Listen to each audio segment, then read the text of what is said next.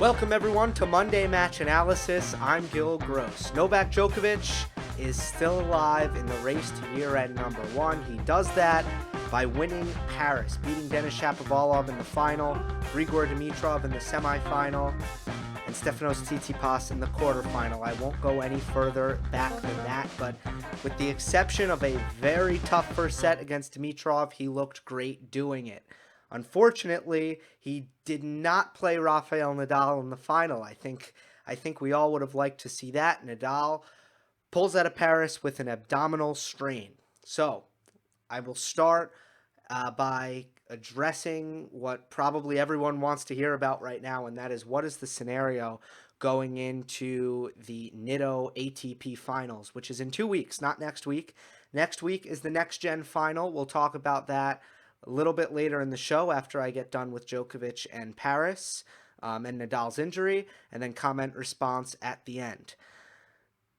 First of all, it has been incredibly hard to find anyone who has actual distinct answers on what the scenario is for the ATP final. But the best I can simplify it for you is Nadal is ahead 640 points right now. He took over after Paris as the world number one. A lot of people were confused. I mean, this is how the rankings work. Nadal did not play Paris last year, and Djokovic lost in the final. So even though Djokovic won Paris, Nadal still gained more points than Djokovic by making the semifinal, and that's why he overtook Novak as number one. But I know that was inevitable.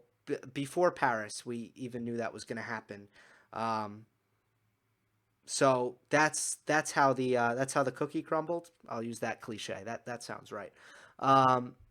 In terms of how the points work out in the ATP Finals, if you win a round robin match, you get 200 points. You play 3 round robin matches because it's 2 groups of 4. If you win in the semifinals, you get 400 points, and if you win in the final, you get 500 points. So that's a guaranteed 900 if you win the entire thing. That's without the round-robin match wins. If you don't lose in the entire tournament, if you go the entire tournament without losing, you get 1,500 points, which is very substantial. So if you really think about this, and it gets a little bit complicated. Here's the simplest way to put it. If Nadal plays in London, it's going to be very hard for Djokovic to make up 640 points. He'll have to do very well, and Nadal will probably have to fail to make the semifinals. That's just how the numbers kind of shake out, and I can't get any more specific with that because honestly, it makes my head hurt. Unfortunately, no one's been able to, that I've seen, has been able to put the information together in a succinct manner. Otherwise, I would share it with you. But that's the deal. 640 points between them, 200 points for a round-robin win, and so on. It's going to be difficult if Nadal plays. Start with Nadal's injury, and then we'll get into Djokovic.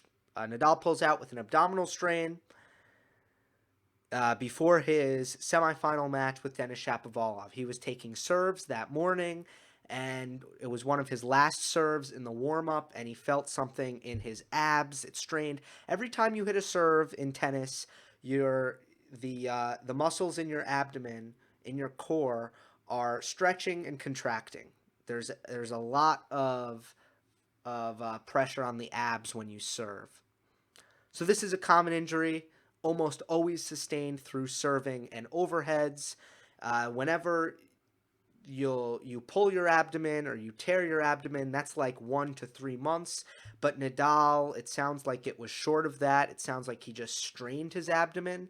The biggest issue with this injury is there's a very, very, very strong risk that if you play through it, it just gets worse because the muscle fibers have already been kind of pulled apart a little bit, and you can pull them apart further, and you don't want them to tear. That's a disaster. So this is not a good injury. This is my hunch, and the draw comes out for London tomorrow, and someone, I forget who, wish I could credit the journalist, but someone has reported that Nadal will make his decision on if he will play the ATP Finals. He will make that decision tomorrow. So I'm going to risk saying this right now and sounding like an idiot, but my guess is that Nadal does not play based on the severity of an abdominal strain and based on Nadal's tendency to, or I mean, honestly, it's just how smart and responsible he is about his body. He does not want to risk his status for Australia next year. And there will be no fiber in Nadal's body that says, oh, it's the off season, so if I get injured now, it's no big deal. I have plenty of time to come back. That's just not how to start your season. That would set up Nadal to fail in 2020, because you take the off season to work on things, to get healthy, but also it's your chance to actually hit the gym every day and do all of the injury prevention that maybe you don't have time to do as much over the course of the season. Now that's less so true for the Big Four, and they get to take weeks off all the time and focus on injury prevention a little bit more than players who are grinding day in, day out on the lower levels of the tour. But it's still true that in the off season, if you're injured in the off season, you're starting behind, and there's no way that Nadal is going to have the mentality that he's going to risk making his abs worse just because it's the end of the season. So my guess is that he doesn't play. If he does play, he's going to have a really good chance at finishing year-end number one and holding off Djokovic. But if he doesn't, Djokovic is going to have a chance. 640 points. So that means 3 round-robin wins and a semifinal win would do it. So if Djokovic made the final, or 2 round-robin wins and a semifinal win. It's semifinal. Would that do it? 400. Yeah, that would do it as well. So basically, if Djokovic made the final and Nadal didn't play, that would put him at year-end number one. So that's the deal. All right, let's get to Paris. That's your thumbnail. I liked it because of the flag in the background. I thought it was very aesthetic, that shot. So Djokovic beats Denis Shapovalov in the final in straight sets. This was absolutely I mean, look, I don't want to disrespect Shapo here at all, but God, I mean, this was pretty much a walk in the park for Djokovic. The outcome never in question. He didn't even, not only did he not face deuce, break point in the first set, I just gave away what I'm going to say. He didn't even get to deuce in the first set on serve, Novak Djokovic. To be honest, he didn't have to play much on serve because that's how many returns Denis Shapovalov failed to put back in play. The number of free points Djokovic was winning here was made it so that Novak really didn't have to sweat much in this match.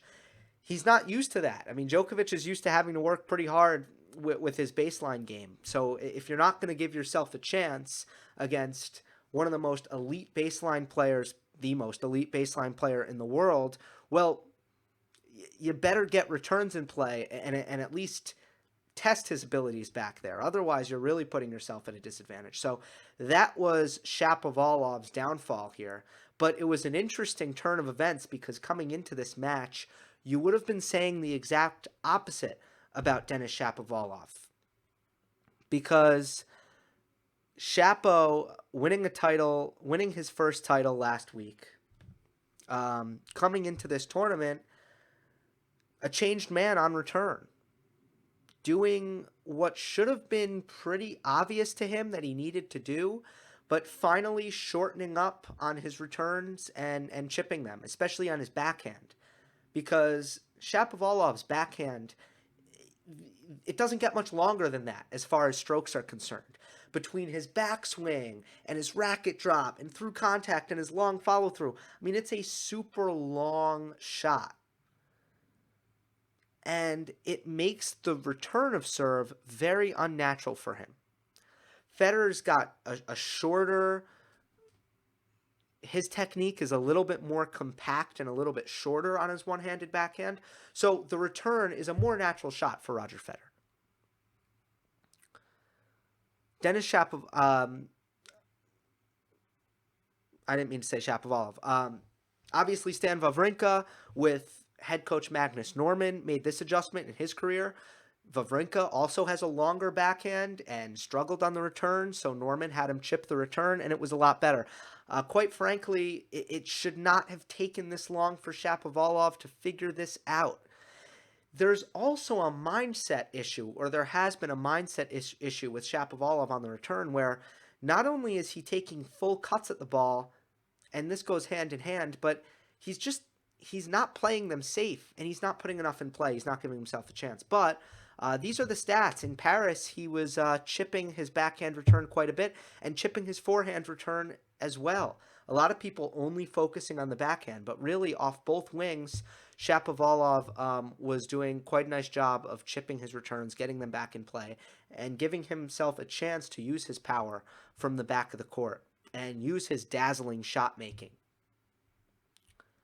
But this match, he just couldn't get it done in so many respects, in so many facets. And I don't know if the moment was too big, but even when Shapovalov was chipping his returns, he seemed to have no feel for it. He was missing it even when it was right there. A lot of the times he was stretched out on the backhand, but still he just was not putting it back in play.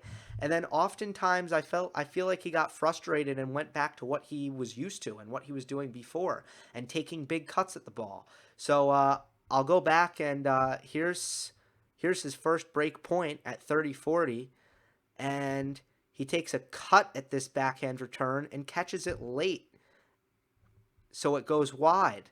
And that's exactly what he tried to cut out of his game. That's exactly what he wasn't doing coming into this match. Especially on a fast court, everyone knows that if you serve to Shapovalov's backhand, you're going to get a lot of misses. Everyone on tour has known that. And finally, he started to cut that out. But in this match, it was kind of back to the same old. By the way, on the very next point, Djokovic hits a serve out wide on the deuce side, and Shapovalov hits over it again and misses the next return.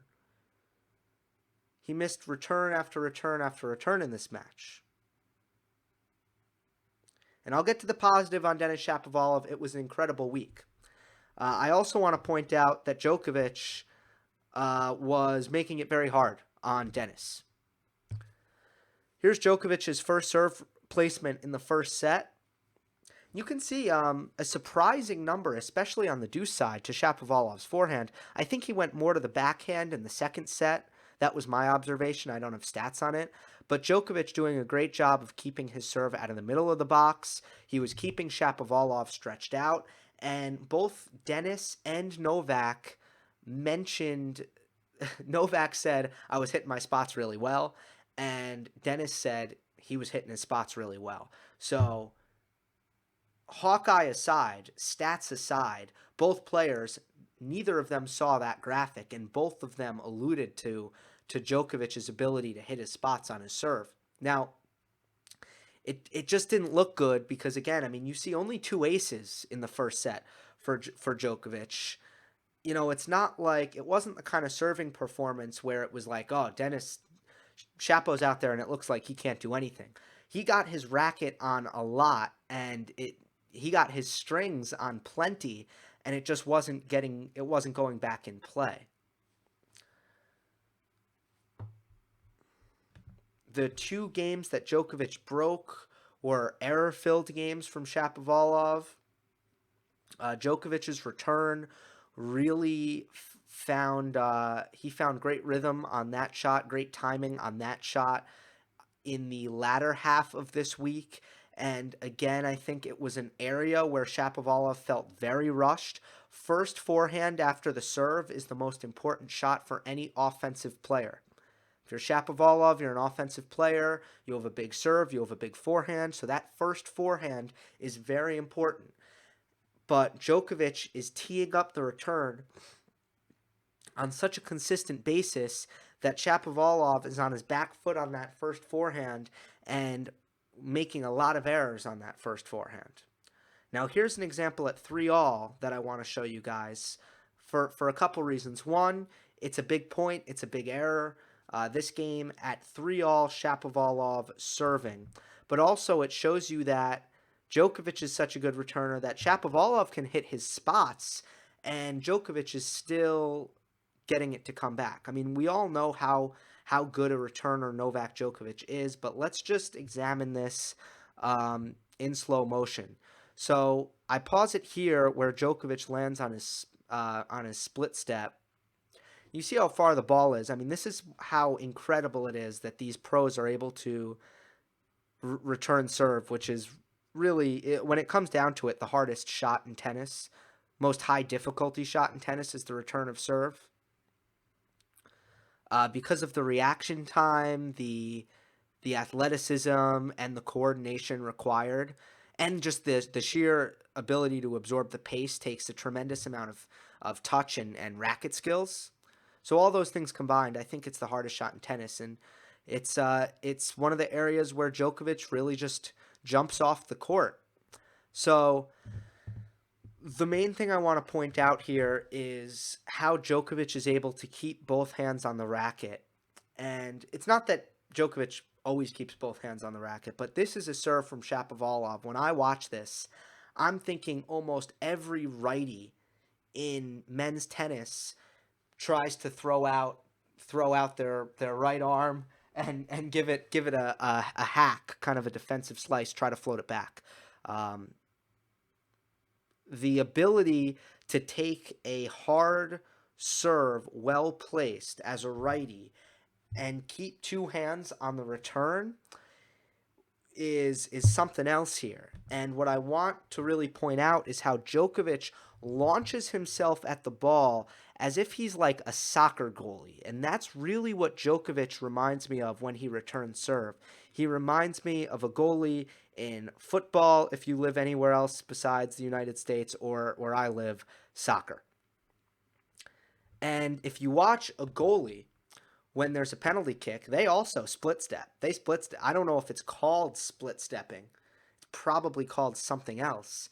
But they split step, and then they explode to either direction. But the idea is the same. You center your balance. That way you're just as prepared to go either way. And Djokovic shifts his weight to his left leg, and then with all his might and all his flexibility, lunges to his left and basically throws his upper body in the direction of the ball, which makes him close enough to keep two hands on the racket. The reason most people here would take a hand off is because you get more reach, right? As soon as if you see my right arm here, as soon as I put my left arm into it, I can't really demonstrate it. As soon as I try to hold on, I actually have less reach as soon as I keep my left hand on it as a righty. But Djokovic's reactions, his athleticism, and just his technique, which is such a unique technique, enables him to launch himself at the ball here. And this is the best frame because it's at contact. And you see Djokovic's head is 2 feet in front of his toes. Think about how a soccer goalie dives at the ball. This is how it would be.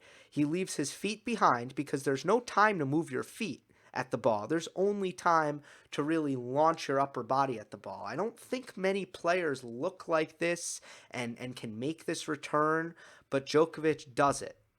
He gets it in play. This is the frame afterwards. You can see the momentum that Djokovic generated. It brings him... It takes him a long way. And you can just see how much force Djokovic kind of threw himself with. based on how he lands here. Shapovalov has a forehand. Djokovic is ready to defend. And Shapo hits the tape. You can see the ball hit the tape. Djokovic ready to pursue that and try to make a pass. Shapovalov, based on his technique, was coming in on this forehand. That was a game, though. Shapovalov made 3 forehand errors. So that was the 3rd point in a row where he made a forehand error. Just not forcing Djokovic to do much. So it was comfortable service games for Djokovic due to Shapo's return. And it was just a couple of games where Shapovalov had error-ridden games that allowed Djokovic to get the breaks of serve that he needed. It's a good week for Shapovalov, and there's a comment on it a little bit later on that where I'll get to that and talk about Shapovalov. Before we get to comments, let's take a look at the Next Gen final, Group A and Group B. The top 2 seeds are Alex de Minaur and Frances Tiafoe. De Minaur has had a breakout year here in 2019. Indoor hard court's a really good surface for him, and he is the favorite coming in. Tiafoe has maybe had a bit of a flat year. He didn't seem to really make much of a leap this year, Frances Tiafoe, but played some decent tennis as of late. Next up in Group A, Casper Ruud. Good physicality, good off the ground, really good clay court player. Miomir Kecmanovic, he's a player who likes some faster courts, so I'll be looking out for him. And then Alejandro, Davidovich Fokina? Davidinovic. Him I haven't seen much of. I know we had a big run at some point in the clay court season. But Hugo Humbert, the Frenchman in Group B. Michael Ymer. Am I pronouncing that one right? I'm not really sure. I've seen him play, but really, what jumps out to me is his athleticism. But obviously, haven't seen him too much. And then Jannik Sinner, who's probably the person who we'll have our eyes on more than anyone in this tournament, is Sinner, because there's a lot of hype. He's around the Italian. He's 17 years old, seems to be really even off of both sides. He's an aggressive baseliner, very talented ball striker from what I've seen. But this is what this tournament is all about. It's so we can learn more about a lot of these players, especially at the bottom of both groups. It's also about experimentation with the future of the sport. And I had it up. Let me just go real quick to some of the new... where is it? Did I lose it? I had it pulled up, and I was going to look at it. I was going to look at all of the innovations that they intend to use.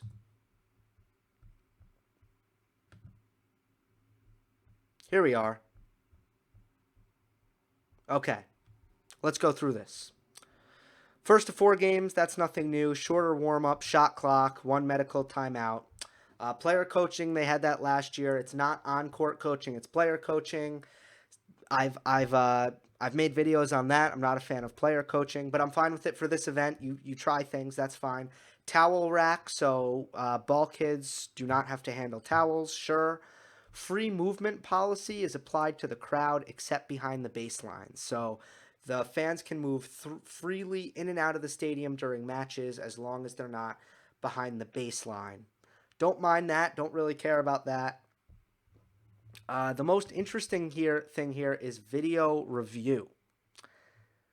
Video review is available to further analyze judgment calls from the chair umpire, including the following incidents: double bounces, foul shots, such as a double hit or a carry, touches when the ball might skim a racket or clothing, an invasion?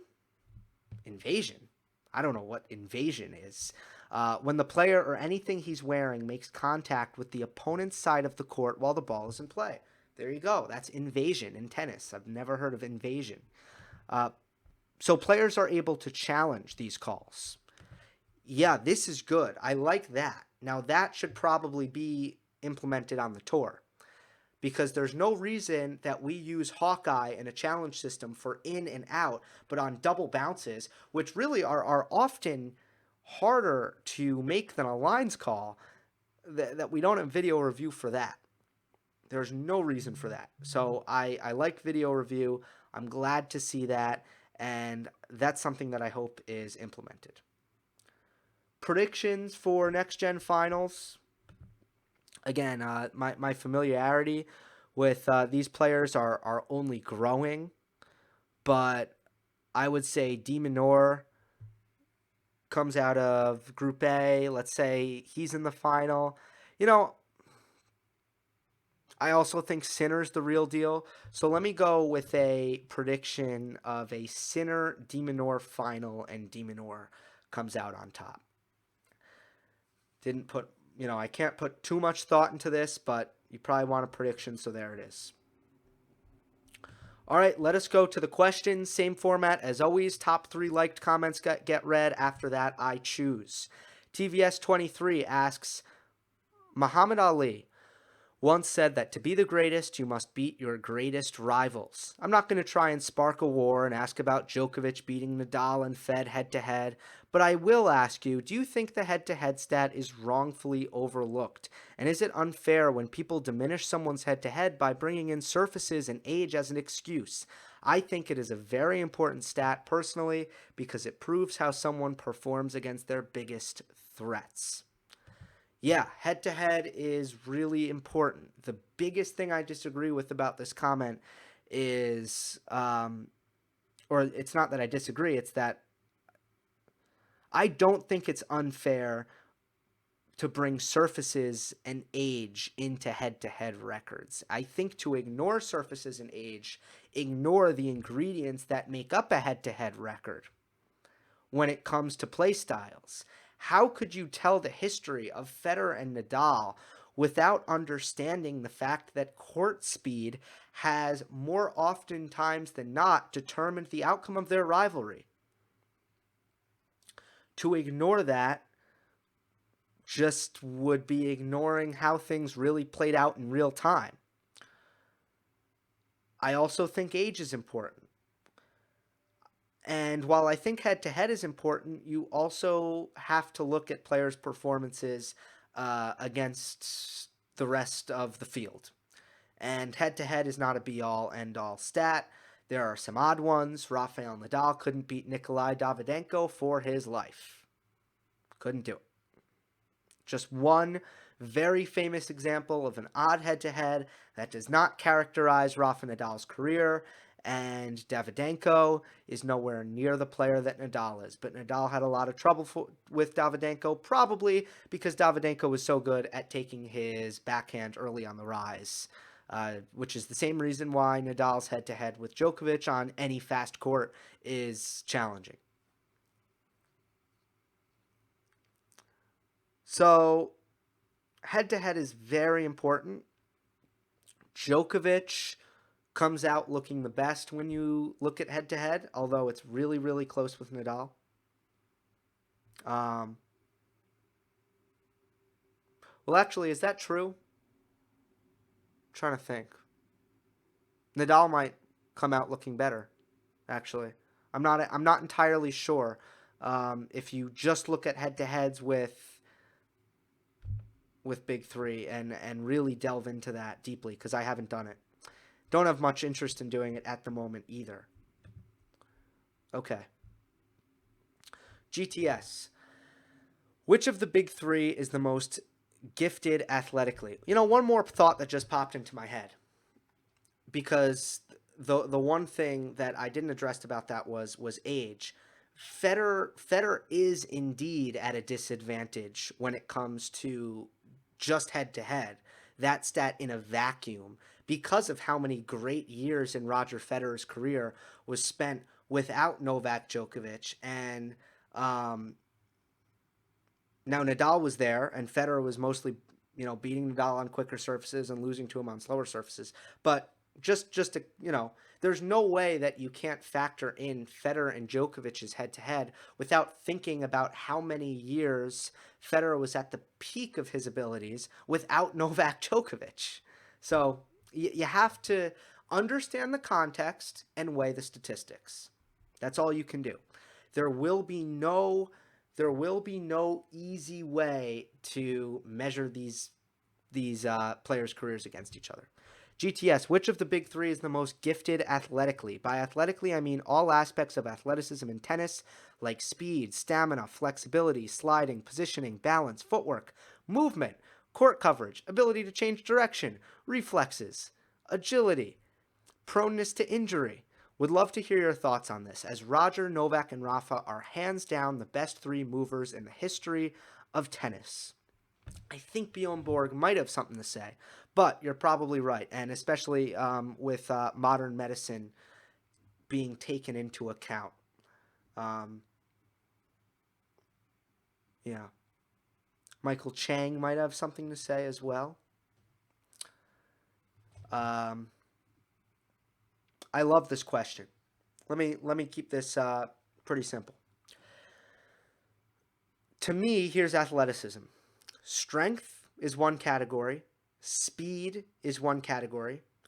Quickness is another. So quickness is, short movements, changing of direction. Speed is sprinting speed. So strength, speed, quickness, and footwork. And then I believe the fifth, is stamina, endurance, lung capacity. First of all, I want to say that tennis is a sport with some of the most balanced. If you look at those 5 factors of athleticism, tennis is so balanced. You need all 5. You really do.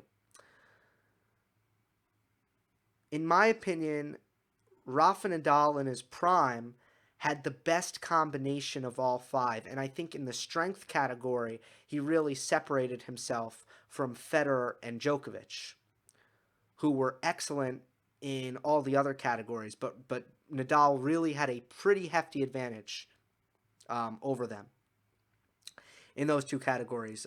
Endurance, and I'm not going to go through each one by each one. Now, what I'll say about Djokovic is that strength is probably the least important of all the categories in terms of practical tennis importance. And while it's very important, and so many players benefit from their strength, Djokovic is probably the best in a lot of the most important categories here. Endurance, it's tough between Djokovic and Nadal, but when it comes to endurance and quickness and speed, I think Djokovic might have Nadal edged. And when it comes to who covered the court better in their prime, on clay it was probably Nadal, but on other surfaces it was probably Djokovic. So it's pretty tough. In his prime, I really do think Nadal was the greatest athlete in the world. If you just look at those 3 categories, 5 categories, I think Nadal was a better athlete than anyone in the world, is my honest opinion.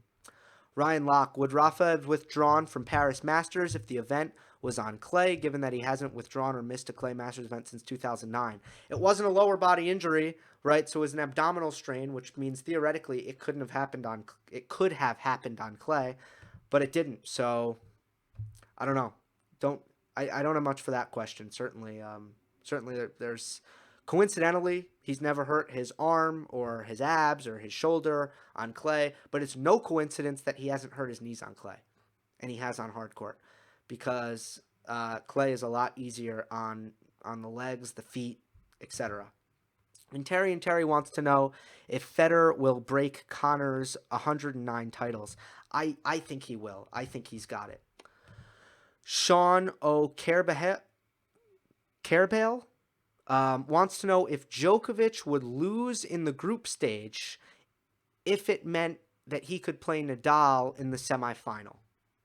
So Would Djokovic purposely lose to play Nadal in the semifinal? That way he can stop Nadal from becoming year-end number one. My answer to that is no. Every tennis match has a crowd, a paying crowd. He probably respects the sport too much to do such a thing.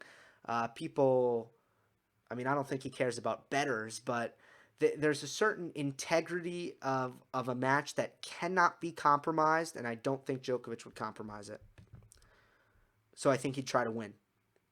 Also, inner competitiveness. That's another thing. These are rivals. Every time you step out onto the court, you have a challenge that hopefully you're excited about conquering that challenge, and I don't think Djokovic could give anything but his best. Last one, Mark Marini. Do you feel Dimitrov has finally got his mentality right? I thought he played some great high-quality tennis against Djokovic and looked really good. Yeah, I have not seen that intensity out of Dimitrov all year. And I want to make this point about Dimitrov. Then I'll talk about Shapovalov real quick, and then I will end it. The intensity that Dimitrov played with this week, the intensity and the confidence, that was next level. I have not seen that from him in quite a long time.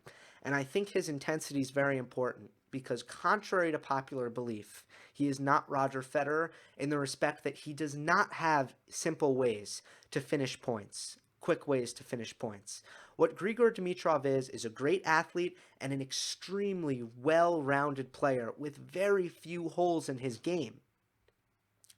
What he does not have is a really big weapon to fall back on and finish points. So he must have the mentality of a grinder, the mentality of someone who never quits and plays every point as hard as he can and is expected to put himself through some physical suffering and is expected to not ever really lose focus and to refuse to make errors. That's the kind of mentality Dimitrov needs to implement given his skill set. And he can be successful if he does that. But he needs to play with the kind of intensity that he did in Paris this week. And he will be very successful if he's able to do that. He can come back to his winning ways. Okay, last one is not a comment, but I promised I'd just quickly talk about what Shapovalov did well this week. I talked about the return, and that is a huge development for Shapovalov. What I'd like to see him do now is experiment with moving back on the return, especially the second serve return. Give himself more time. And I think that might be a way that he can take the next step up. But on a slow... Now, I think Paris was playing medium quick. But I think Shapovalov has been much more fit all year, which has made him much better in the corners, much better on the run. And at the end of the day, this is a guy who can play similar tennis to Stan Wawrinka or Dominic Thiem, in the respect that they can hit a winner, that Shapovalov can hit a winner from anywhere on the court at any point. His forehand is a very, very special shot. It's not as consistent as, at this stage in his career, Dominic Thiem's forehand.